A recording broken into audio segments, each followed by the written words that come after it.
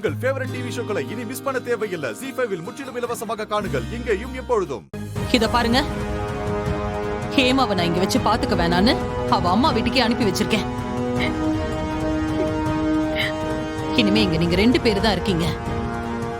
இந்த வீட்டோட பேரை விளங்க வைக்க கண்டிப்பா எனக்கு ஒரு பேர குழந்தை வேணும். யாரோ ஒருத்தரோட குழந்தைய காவியா தூக்கி வச்சிட்டு இருக்கிறதுல எனக்கு விருப்பமே இல்ல. நான் வெளியில விசாரிக்க சொல்லிருக்கேன். அந்த பொம்பளை வந்தா அந்த குழந்தைய நான் தூக்கி கொடுத்துருவேன்.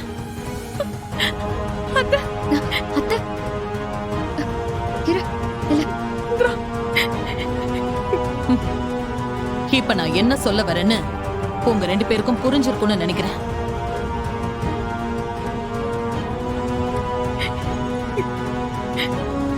நீ இதுல ஜெயிக்கிறதோ இல்ல கலெக்டர் ஆகி பதவிக்கு போறதோ எனக்கு முக்கியம் இல்ல. இந்த குடும்பத்துக்கு அது தேவையும் கிடையாது. ஊருக்கு உழைக்கிறதெல்லாம் அப்புறம் என் வீட்டுக்கு வாரிசு உங்களால தர முடியுமா? முடியாதா?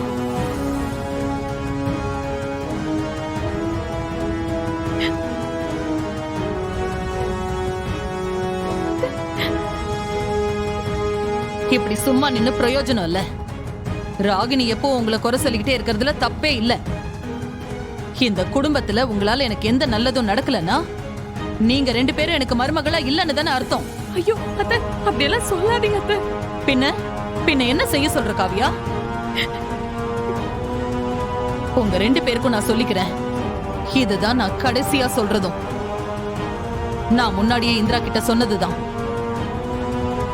என் பசங்க கிட்ட நல்ல பொண்டாட்டிங்களா நடந்துகிட்டு இன்னும் எண்ணி 10 மாசத்துல ஆளுக்கு ஒரு குழந்தைய நீங்க பெத்து தரணும்.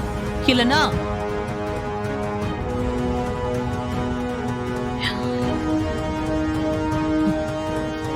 என் பசங்களோட வாழ்க்கை உங்களால சீரழியறத என்னால பாத்துக்கிட்டு சும்மா இருக்க முடியாது. சோ என் பசங்களுக்கு கண்டிப்பா நான் இன்னொரு கல்யாணம் செஞ்சு வைப்பேன்.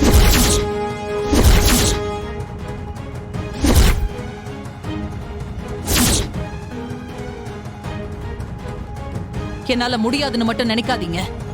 அவங்க 2 பேரும் நான் சொன்னா கேட்பாங்க. குழந்தை பெத்து கொடுக்க முடியலன்னா ஒரு கல்யாணத்துக்கே அர்த்தம் இல்லைன்னு சட்டமே சொல்லுது. அதனால நான் எடுத்த முடிவுல எந்த மாற்றமும் இல்ல.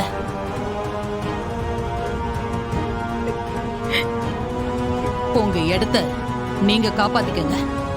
அத்தை, நான் என்ன சொல்ல வரேன்னா, நீ சொல்றத கேட்கறதுக்காக நான் இங்க உன்னை வர சொல்லல. நீ எந்த எக்ஸ்பிளனேஷனும் எனக்கு கொடுக்க வேண்டாம். இதுல நான் ரொம்ப உறுதியா இருக்கேன். நான் சொன்னதுதான் இங்க ஃபைனல்.